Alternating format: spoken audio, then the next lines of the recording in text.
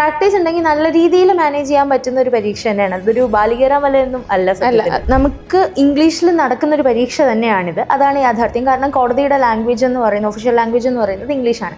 പക്ഷേ അതിനർത്ഥം നിങ്ങൾ ഷേക്സ്പിയറിനെ പോലെയൊന്നും എഴുതണം എന്നല്ല, വളരെ സിമ്പിൾ ആയിട്ടുള്ള ലാംഗ്വേജ് മതി. അത് ബേസിക് ഗ്രാമറും ലാംഗ്വേജും ഉണ്ടെങ്കിൽ നിങ്ങൾക്ക് മാനേജ് ചെയ്യാൻ പറ്റുന്ന ഒരു എക്സാം തന്നെയാണ്.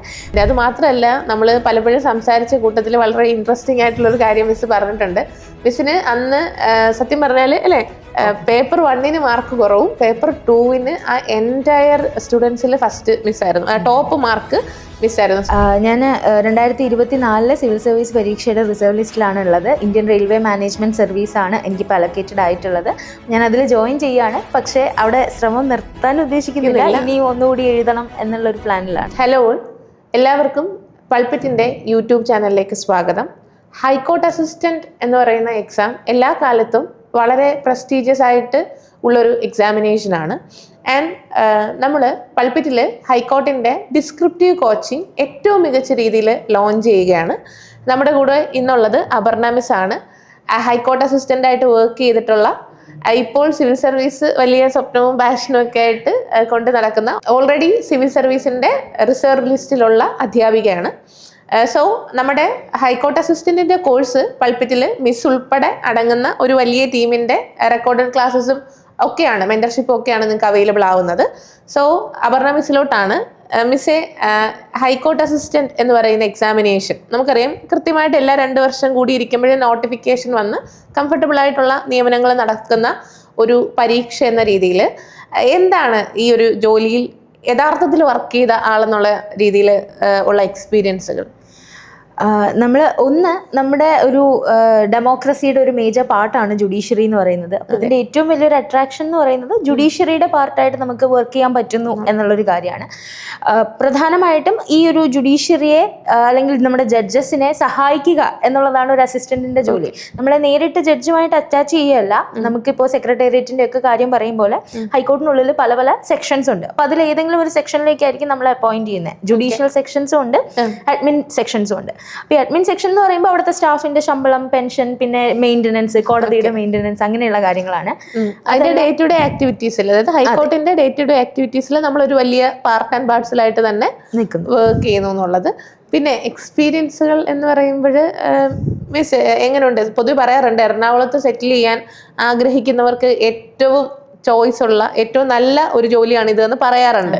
അപ്പോൾ ആ ഒരു അറ്റ്മോസ്ഫിയറിലോട്ടുള്ള കൊളീഗ്സും കാര്യങ്ങളും ഒക്കെ തന്നെ ആയിരിക്കും അല്ലേ?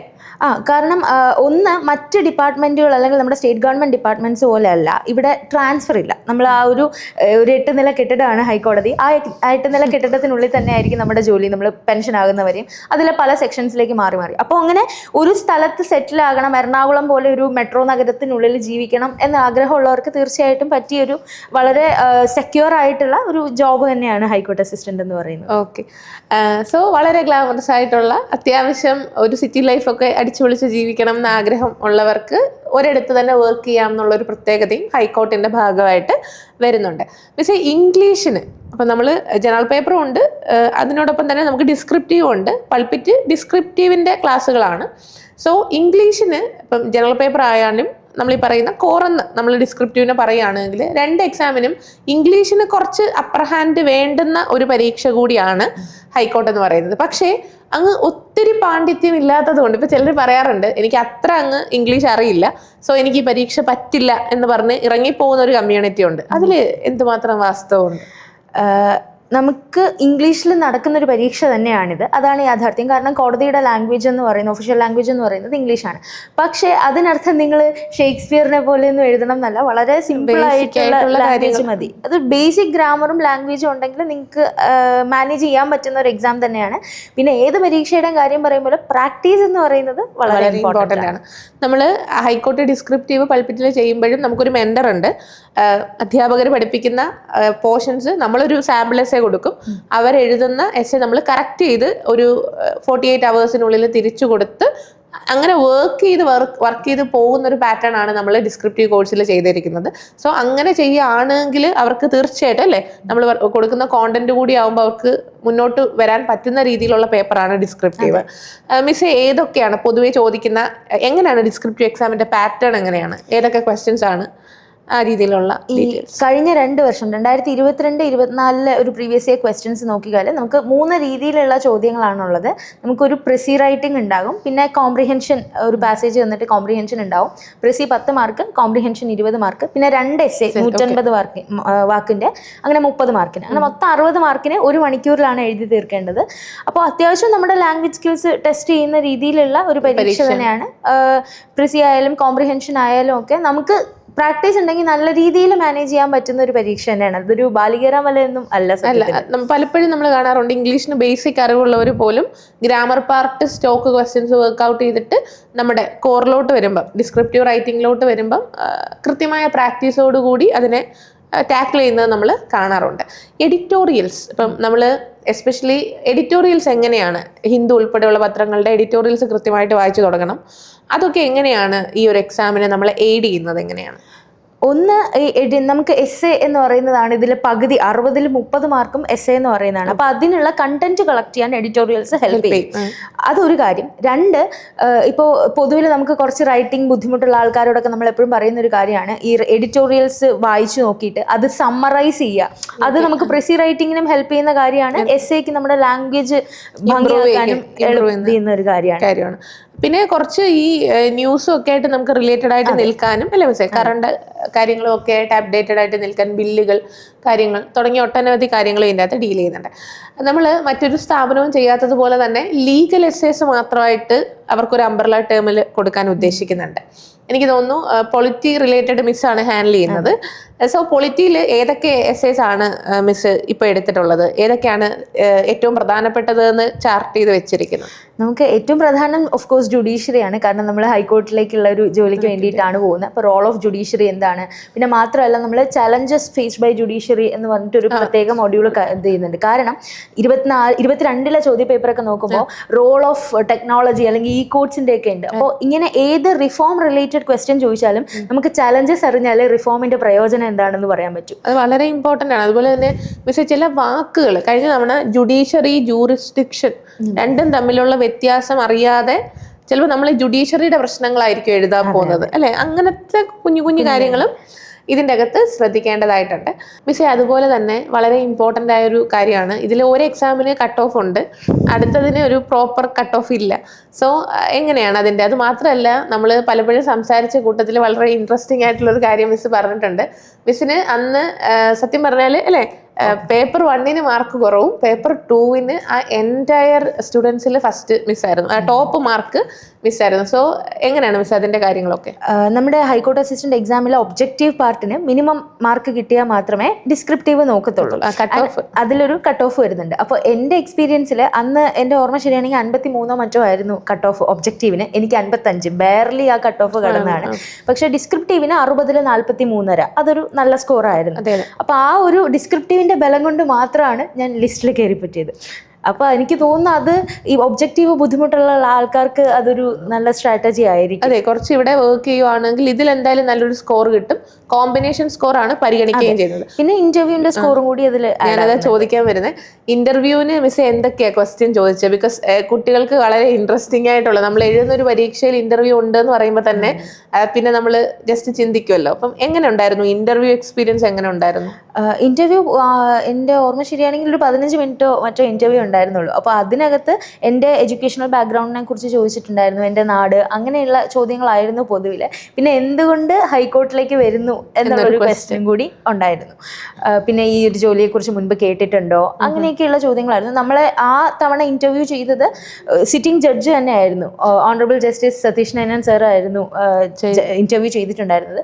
എനിക്ക് തോന്നുന്നു കഴിഞ്ഞ വർഷം നമ്മുടെ രജിസ്ട്രാർ ജനറൽ, ഹൈക്കോർട്ടിലെ ഏറ്റവും top most administrative position registrar general ആണ്. അപ്പോൾ രജിസ്ട്രാർ ജനറൽ ആയിരുന്നു ഇന്റർവ്യൂ ചെയ്തിട്ടുണ്ടായിരുന്നത്. ഒരു വലിയ എക്സ്പീരിയൻസ് ആണ് ആക്ച്വലി ഹൈക്കോർട്ട് അസിസ്റ്റന്റ് എന്ന് പറയുമ്പോഴും. നമ്മൾ ഇപ്പം കുഞ്ഞുനാളിലൊക്കെ എല്ലാവരുടെയും സ്വപ്നങ്ങളിൽ സിവിൽ സർവീസും ഇത്തരം വലിയ ജോലികളും ഒക്കെ കാണും. പിന്നെ വളരും തോറും നമ്മുടെ ഉള്ളിൽ നിന്ന് ഇതൊക്കെ എങ്ങനെയൊക്കെയോ അങ്ങ് പോയി ഡൈവേർഷൻസ് വരികയാണ് പതിവ്.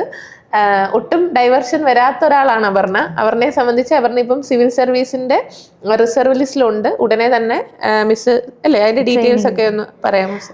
ഞാൻ 2024 സിവിൽ സർവീസ് പരീക്ഷയുടെ റിസർവ് ലിസ്റ്റിലാണ് ഉള്ളത്. ഇന്ത്യൻ റെയിൽവേ മാനേജ്മെന്റ് സർവീസ് ആണ് എനിക്കിപ്പോൾ അലക്കേറ്റഡ് ആയിട്ടുള്ളത്. ഞാൻ അതിൽ ജോയിൻ ചെയ്യാണ്. പക്ഷേ അവിടെ ശ്രമം നിർത്താൻ ഉദ്ദേശിക്കുന്നില്ല, ഇനിയും ഒന്നുകൂടി എഴുതണം എന്നുള്ളൊരു പ്ലാനിലാണ്. പലപ്പോഴും സിവിൽ സർവീസ് സ്വപ്നം കാണുന്നവർ ആദ്യം ലാൻഡ് ചെയ്യുന്ന ഒരു സ്പോട്ടായിട്ടും ഹൈക്കോർട്ട് മാറുന്നുണ്ട്. എന്തൊക്കെയാണ് ഈ രണ്ട് പ്രിപ്പറേഷനിലും തമ്മിലുള്ള വ്യത്യാസം എന്നുള്ളത്? ആദ്യം സാമ്യം പറയാം. ഡിസ്ക്രിപ്റ്റീവ് ഉണ്ട് എന്നുള്ളതാണ്. ഇപ്പം നമ്മുടെ ബാക്കി PSC എക്സാംസിനെയൊക്കെ കമ്പയർ ചെയ്യുമ്പോൾ ഡിസ്ക്രിപ്റ്റീവ് ഉള്ളൊരു പരീക്ഷയാണ്. അപ്പം സിവിൽ സർവീസുകാർക്ക് എഴുത്ത് കുറച്ചുകൂടി ഒരു പരിശീലനം ഉണ്ടാകും. പിന്നെ വ്യത്യാസം എന്ന് പറയുമ്പോൾ മാർക്കാണ് ഏറ്റവും വലിയ വ്യത്യാസം. ഇവിടെ 60 മാർക്കും മറ്റേത് 1750 മാർക്കിനാണ് നമ്മൾ എഴുതുന്നത്. അപ്പോൾ ആ ഒരു വലിയ വ്യത്യാസമുണ്ട്. മാത്രമല്ല സബ്ജക്ട്സിൻ്റെ ഒരു സ്കോപ്പ് നോക്കിക്കഴിഞ്ഞാൽ കുറച്ചുകൂടെ വലിയ ഒരു കടലാണ് സിവിൽ സർവീസ് എങ്കിൽ ഇതൊരു തടാകമാണ്. അതുകൊണ്ട് തന്നെ സിവിൽ സർവീസ് ആസ്പിറൻസിന് കുറച്ചുകൂടെ എളുപ്പത്തിൽ ടാക്കിൾ ചെയ്യാൻ പറ്റുന്ന ഒരു പരീക്ഷയാണ്. നമ്മൾ എന്തായാലും കറണ്ട് അഫയേഴ്സ് ഫോളോ ചെയ്യുന്നുണ്ടാവും, മേജർ ആയിട്ടുള്ള പൊളിറ്റിയും ഇക്കോണമിയും കാര്യങ്ങളൊക്കെ നോക്കുന്നുണ്ടാവും, റൈറ്റിംഗും പ്രാക്ടീസ് ചെയ്യുന്നുണ്ടാവും. അതുകൊണ്ട് തന്നെ കുറച്ചുകൂടെ എളുപ്പത്തിൽ മാനേജ് ചെയ്യാൻ പറ്റും. പക്ഷേ അറ്റ് ദ സെയിം ടൈം നിങ്ങളൊരു സാധാരണ PSC ആസ്പിറന്റ് ആണെങ്കിൽ നിങ്ങൾ തീർച്ചയായിട്ടും എഴുതേണ്ട ഒരു പരീക്ഷ കൂടിയാണ് ഹൈക്കോർട്ട്. ബിക്കോസ് മേ ബി നിങ്ങളുടെ ഗ്രാഫ് എൻറ്റയർലി ചേഞ്ച് ചെയ്യാനും നിങ്ങൾക്ക് ഇത്തരം എക്സാമുകൾ എഴുതാൻ പറ്റും എന്നൊരു കോൺഫിഡൻസ് ഉള്ളിൽ വരാനും ഉള്ള ഒരു സാധ്യതയാണ്. അത് മാത്രമല്ല സാധാരണ PSC ആസ്പിറൻസിന് ഒബ്ജക്റ്റീവ് വളരെ സ്ട്രോങ് ഉണ്ടാകും. ഡിസ്ക്രിപ്റ്റീവ് ഒന്ന് പ്രാക്ടീസ് ചെയ്ത് കഴിഞ്ഞാൽ അത് മാനേജ് ചെയ്യാം. ഇതിൽ 50 മാർക്ക് ഇംഗ്ലീഷൊക്കെ അവർ വർഷങ്ങളായിട്ട് പഠിക്കുന്നതാണ്. 50 മാർക്ക് ഇംഗ്ലീഷാണ്. സോ നിങ്ങൾക്കൊരു അപ്പർ ഹാൻഡ് പേപ്പർ 1 നിർബന്ധമായിട്ടും ഉണ്ടായിരിക്കും. പേപ്പർ 2 കൂടി ഒന്ന് ടാക്കിൾ ചെയ്താൽ മതി. ഡിസ്ക്രിപ്റ്റീവ് ആണ് എന്ന് പേടിച്ച് ഈ ഒരു പരീക്ഷ എഴുതാതിരിക്കേണ്ട കാര്യം ഇല്ല എന്നുള്ളതാണ്. മിസ്സേ, പിന്നീട് പലർക്കും വരുന്ന ഒരു ഡൗട്ടാണ് ഇതിൻ്റെ സാലറി സ്കെയില് എത്രയാണ് എന്നുള്ളതൊക്കെ. അത് സർവീസിലിരുന്ന ഒരാളെന്ന രീതിയിൽ എത്രയാണ് നമ്മുടെ നെറ്റ് പേയ്മെൻറ്റ്, നമുക്ക് എത്ര വരെ വാങ്ങാം എന്നുള്ളത്? നമ്മുടെ ഒരു ബേസിക് നമ്മുടെ പേ സ്കെയില് 39,300 to 83 സംതിങ് ആണ് ഇതിൻ്റെ ഒരു സ്കെയിൽ വരുന്നത്.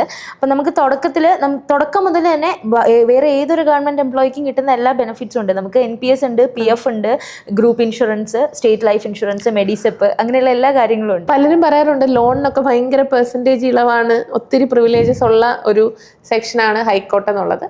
സോ ഒരുപാട് പ്രത്യേകതകളുള്ള സർവീസിൻ്റെ ഇൻ സർവീസ് ബെനിഫിറ്റ്സ് ഒരുപാടുള്ളൊരു ജോലിയാണ് ഹൈക്കോർട്ട് അസിസ്റ്റന്റ് എന്ന് പറയുന്നത്.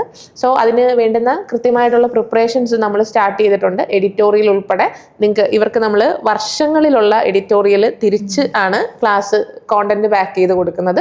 മെന്റർഷിപ്പ് ഉണ്ട്, റിയൽ ടൈം പ്രാക്ടീസ് ഉണ്ട്, ഫീഡ്ബാക്ക് ഉണ്ട്. ഗംഭീരമായിട്ടുള്ളൊരു കോഴ്സാണ് നമ്മൾ ഡിസൈൻ ചെയ്യുന്നത്. ഒപ്പം കീവേഡ്സ്, അതായത് വേർഡ് കൗണ്ട് ചെയ്ത് ആൻസർ എഴുതണം എന്നുള്ളതും ഇതിൻ്റെ ഇമ്പോർട്ടൻ്റ് ആയിട്ടുള്ളൊരു വസ്തുതയാണ്. നമ്മൾ ഈ വേർഡ് കൗണ്ട് കൺട്രോൾ ചെയ്യാൻ എന്തൊക്കെയാണ് മിസ്സേ നമ്മൾ ചെയ്യേണ്ടത്?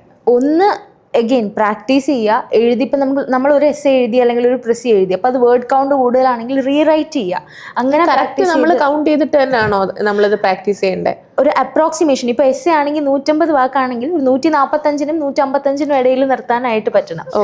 അതുപോലെ ഇപ്പോൾ പ്രിസി ആണെങ്കിൽ നമുക്ക് തന്നിരിക്കുന്ന പാസേജിന്റെ ലെങ്ത് എത്രയാണോ അതിന്റെ 1/3 ആണ്. ഇപ്പൊ ചിലപ്പോൾ 300 വേർഡ്സ് ആയിരിക്കും, ചിലപ്പോൾ 400 വേർഡ്സ് ആയിരിക്കും. അത് ആ പ്രിസിയുടെ താഴെ വേർഡ് കൗണ്ട് കൊടുത്തിട്ടുണ്ടാവും. അപ്പൊ അതിന്റെ ഒരു 1/3 വരുന്ന രീതിയിലേക്ക് നമുക്ക് എഴുതാനായിട്ട് പറ്റണം. ഓക്കെ, ഇതിലെല്ലാം പ്രാക്ടീസ് തന്നെയാണ് ഏറ്റവും മേജർ ആയിട്ടുള്ള കാര്യം. ഈ എസ്സേയിൽ ഏതൊക്കെ ടോപ്പിക്സ് ആണ് നമ്മൾ യൂഷ്വലി ഹൈക്കോർട്ടിന്റെ ഒരു പാറ്റേൺ നോക്കുമ്പം ആ വർഷത്തെ ഒരു ക്വസ്റ്റ്യൻ വരാറുണ്ട്. കോവിഡ് വന്നിട്ടുണ്ട്, പോസ്റ്റ് കോവിഡ് വന്നിട്ടുണ്ട്, ടെക്നോളജി വന്നിട്ടുണ്ട്, AI വന്നിട്ടുണ്ട്. സോ ഇനി നമ്മൾ എങ്ങനെയൊക്കെയാണ് ഇപ്പം നമ്മുടെ ആ ഒരു എസ്സേ പ്രിപ്പറേഷൻ സ്ട്രോങ് ആക്കേണ്ടത്? നമ്മൾ പൊതുവിൽ പ്രീവിയസ് ഇയർ ക്വസ്റ്റ്യൻസ് നോക്കിയാൽ പല തീമുകളിൽ നിന്ന് വന്നിട്ടുണ്ട്. പൊളിറ്റിക്സും ഇക്കണോമിക്സും എല്ലാം വന്നിട്ടുണ്ട്. അപ്പോൾ ഈ വർഷം നമുക്ക് പോസിബിൾ ആയിട്ടുള്ള ഒരു area of course technological advancement ആണ്. ആൻഡ് ജുഡീഷ്യറിയിൽ ടെക്നോളജി, ആർട്ടിഫിഷ്യൽ ഇന്റലിജൻസ്, ആ രീതിയിൽ നമുക്ക് എക്സ്പെക്ട് ചെയ്യാം. പിന്നെ വേണമെങ്കിൽ ഹൈക്കോർട്ടിൽ ഇതുവരെ കടന്ന് ചെന്നിട്ടില്ലാത്ത എന്നാൽ വളരെ പൊട്ടൻഷ്യൽ ഉള്ള ഒരു ഏരിയ ഇന്റർനാഷണൽ റിലേഷൻസ് ആണ്. അത് നല്ല രീതിയിൽ, കാരണം ഇന്ത്യയുടെ ഡിപ്ലോമാറ്റിക് ചലഞ്ചസ് ഉണ്ട്. തീർച്ചയായിട്ടും ചലഞ്ചസ് ഉണ്ട്, പല നിയമങ്ങൾ ഒന്നിച്ച് വരുന്നതിന്റെ അല്ലേ, അത് ചോദിക്കാം. അതുപോലെ തന്നെ മിസ്സേ, ഈ വാർ റിലേറ്റഡ് ഇഷ്യൂസും കാര്യങ്ങളും ഒക്കെ ഇനി വരാവുന്നതല്ലേ? കാര്യം ചില നേതാക്കളുടെയൊക്കെ അങ്ങനത്തുള്ള കാര്യങ്ങളിലോട്ടും ഒക്കെ നിങ്ങളൊരു കണ്ണ് വെക്കണം എന്നുള്ളതാണ് പറയാനുള്ളത്. സോ നിങ്ങൾ പ്രിപ്പയർ ചെയ്യാൻ റെഡി ആണെന്നുണ്ടെങ്കിൽ സമഗ്രമായ ഒരു കോഴ്സ് പൾപിറ്റ് ഒരുക്കുന്നുണ്ട്.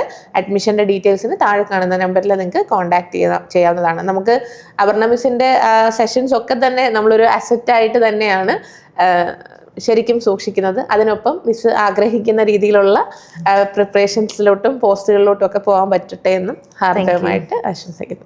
Thank you miss.